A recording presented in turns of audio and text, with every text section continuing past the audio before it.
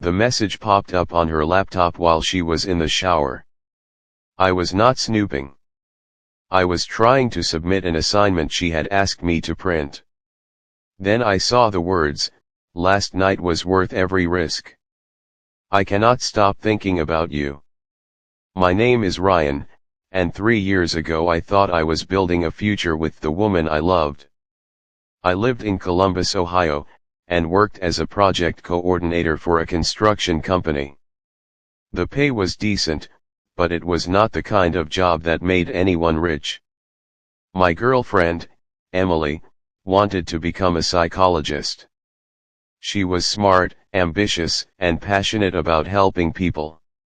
When we met, she was working part-time at a coffee shop because she could not afford college on her own. I believed in her completely. After dating for a year, we moved into a small apartment together. Emily was accepted into a respected university, but tuition was expensive. She sat at our kitchen table one night with tears in her eyes and said, "I do not think I can do this." I reached across the table and squeezed her hand. "You can do this. We will figure it out."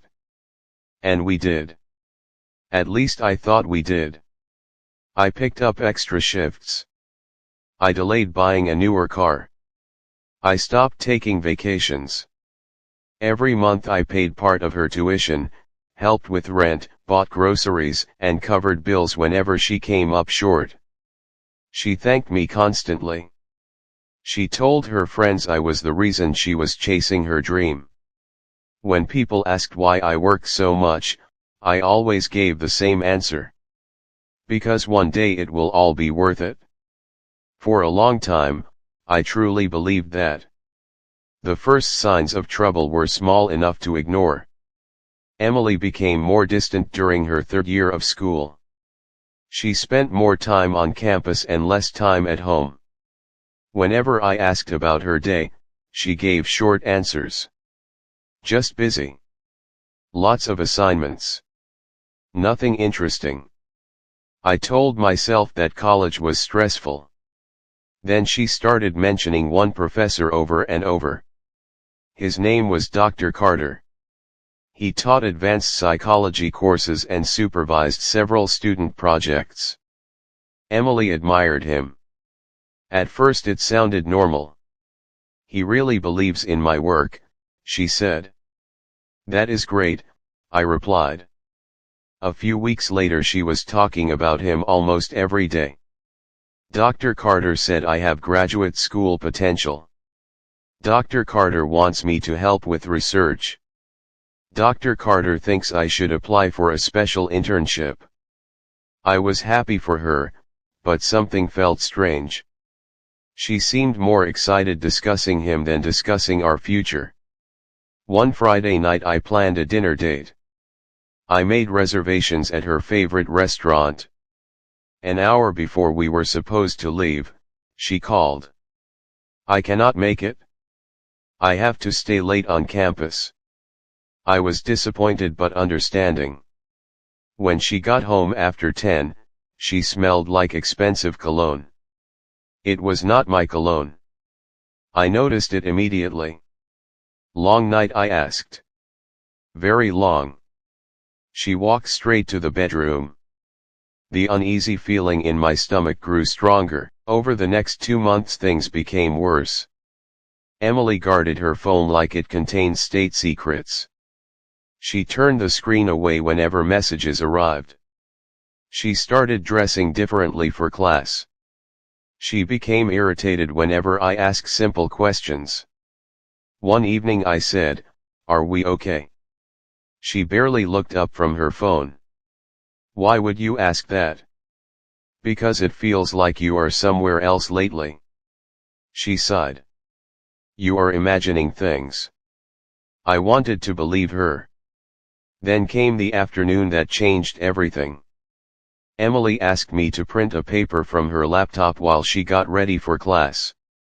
I sat at the dining table and opened the document.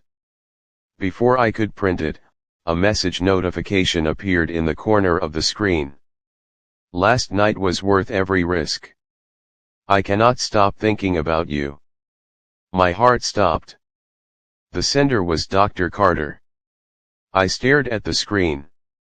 Another message arrived. I miss you already. My hands started shaking. I clicked the conversation. I wish I had not.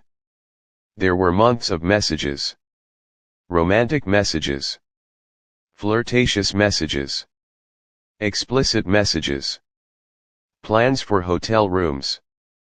Complaints about me. Jokes about how easily I paid her bills. One message hit harder than all the others. He is basically funding our relationship. And Dr. Carter had replied. Then let him keep paying. I felt physically sick. When Emily came out of the bathroom, she saw my face and immediately knew. Neither of us spoke for several seconds. Finally she whispered, Ryan. I turned the laptop toward her. What is this? She sat down slowly. It is not what it looks like. I laughed. Not because anything was funny. Because I could not believe she had actually said that. What exactly does it look like, Emily? Her eyes filled with tears. It started months ago. Months. The word echoed in my head. While I was working overtime. While I was paying tuition. While I was sacrificing my own future. Months. The next few weeks were some of the darkest of my life. I moved into my brother's guest room. Emily called constantly. Sometimes she cried. Sometimes she got angry. You are throwing away everything we built. I could not believe she was saying that. Everything we built, I was the one who had built it. The worst part was how other people reacted. Some mutual friends suggested I was overreacting. One of them actually said, people make mistakes. I stared at him. A mistake is forgetting an anniversary. This lasted months. Even Emily's parents defended her. Her mother called me and said, she is young. She deserves another chance. I answered quietly. I gave her thousands of chances she never even knew about. The financial reality hit me hard. I calculated how much money I had spent helping her through school. The number made me feel sick. It represented years of effort, sacrifice, and trust. For a while I blamed myself. Maybe I worked too much. Maybe I was not attentive enough. Maybe I should have noticed sooner. Those thoughts kept me awake at night. Then one evening my brother sat beside me on the porch. You know what your problem is, he asked. What? You are still trying to understand why she did it? I looked at him. He continued. The truth is that some people take and take until there is nothing left. Understanding them will not fix anything. That conversation became my turning point. For months I had focused on Emily. What she did.